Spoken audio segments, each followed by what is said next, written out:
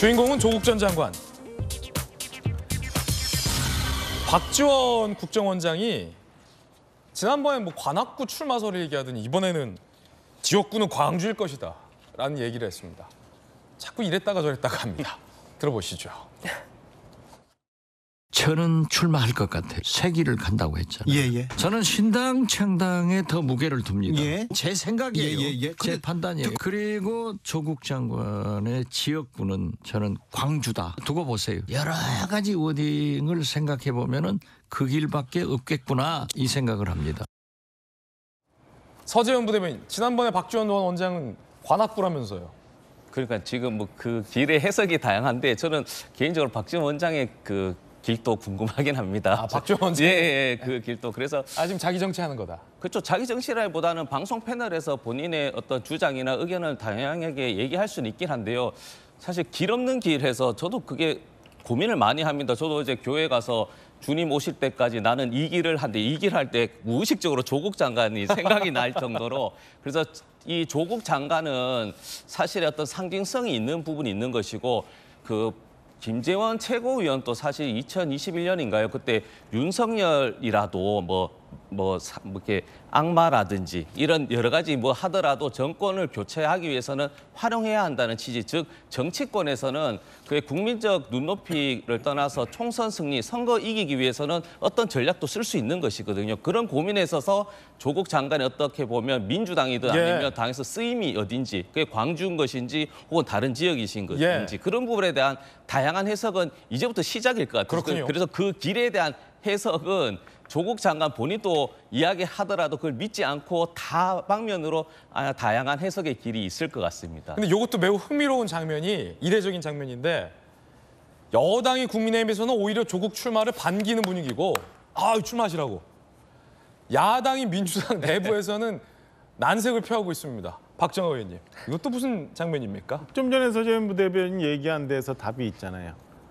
그래야 본인이 자기 정치를 할 수 있는 기회가 생기는 거니까.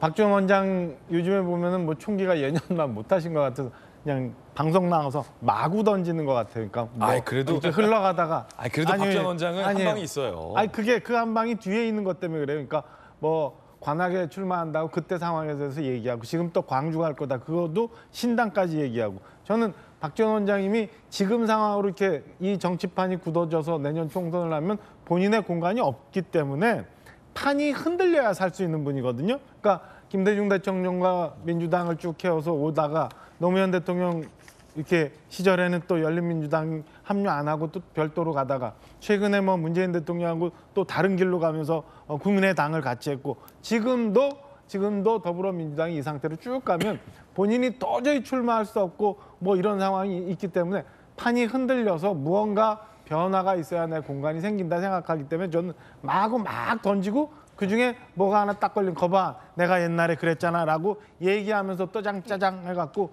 뒤에서 마치 현대 정치를 아직도 막 이렇게 좌지우지할 수 있는 힘이 있는 것처럼 하려고 하는 거라고밖에는 뭐 저는 해석하기가 어려워요. 굉장히 가벼운 언사들이다라고 평가하고 싶습니다. 혹시 뭐 조국 전 장관이 신당을 창당하면 이제 박지원 전 원장이 그리로 출마할 수 있는 가능성도 있다. 판이 흔들려요 어딘가. 그러니까 그게 여론상 조국 전 장관의 신당이 만약에 있다면 그게 여론상 힘을 받게 되면 거기 얹힐 수도 있고요.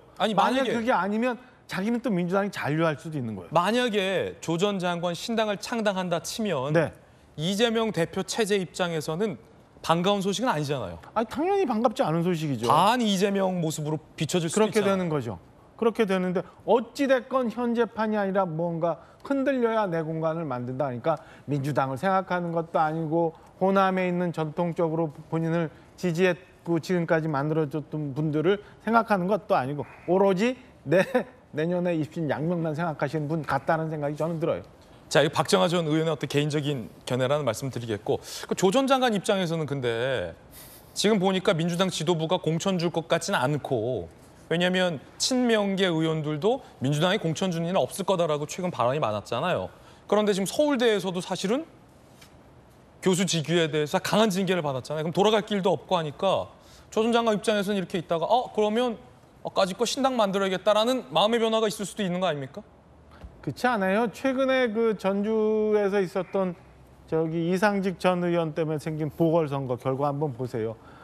과연 호남에 있는 분들이 지금의 더불어민주당 그리고 친명계를 어떻게 생각하는지가 그 결과에서 나올 수 있거든요. 만약에 호남에 계신 분들이 그동안 민주주의를 위해서 열심히 고민하고 지지하고 했던 분들이 뭔가 생각이 있다면, 그리고 민주당에 대해서 그리고 친명계에 대해서 여전히 전통적으로 지지를 보내고 있었다면, 저는 그 전주의 보궐선거 결과가 저렇게 나오지 않았을 거라고 봅니다. 누군가 민주당 친민주당 성향의 후보, 무소속 후보 중에서 누군가를 옹립해서 결과가 지금과는 다른 결과로 나왔을 거라 저는 보기 때문에, 판단하기 때문에 지금 뭐 친명계의 움직임, 박지원 전 원장의 지금의 발언, 조국 전 장관의 움직임, 이런 것들이 다 현재는 정말로 민주당을 사랑했던, 그다음에 그 민주주의를 위해서 노력했던 호남 분들의 생각과는 좀 달리 자기 생각, 자기 계산이 더 많은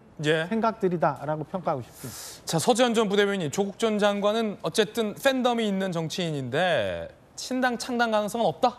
그냥 모르는 것이죠, 사실은. 왜냐하면 문재인 시절의 정부의 이제 검찰총장도 어떻게 보면 반대로 해서 대통령이 된 거기 때문에 모르는 겁니다, 사실은 어떤 일을 할지. 그리고 지금은 뭐 민주당이 계속 반대 공천에 대한 두려움이라기보다는 어떻게 보면 기류 자체가 여론에 안 좋기 때문에 머뭇머뭇하는 건 있습니다, 사실. 그러나 총선이 다가왔을 때는 어떻게 그게 프레임이라고 해야 되나요? 예를 들어 검찰이 하는 행태 자체가 국민들 다수가 너무나 심하다 하면 어떻게 보면 조국 장관이 차출될 수도 있습니다. 그리고 또 지금은 뭐 저도 대구라고 말씀드렸지만 국민의힘에서도 공천 관련해서 검찰이 이제 낙하산, 특히 대구, 경북 텃밭에 오겠다는 게 공공연한 사실로 받아들이고 있거든요. 그러면 국민의 입장에서도 어떻게 보면 대놓고 윤석열 정부의 행태를 비판 못하면 조국 장관 같은 검찰 개혁의 상징성 인물이 필요하다고 역설적으로 더 물밑으로 제안할 수도 있는 겁니다. 그래서 이 부분은 어떤 환경, 여론도 있겠지만 뭐 가장 중요한 건 조국 장관의 본인의 의지나 결단과 선택이겠죠. 이상민 민주당 의원은 평가절하했습니다.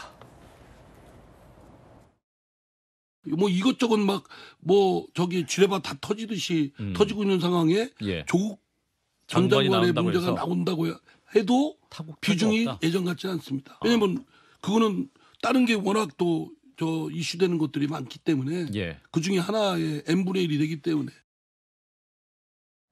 n분의 1이다라고 의미를 평가절하했습니다. 뜨거운 소식 3가지 전해드렸습니다.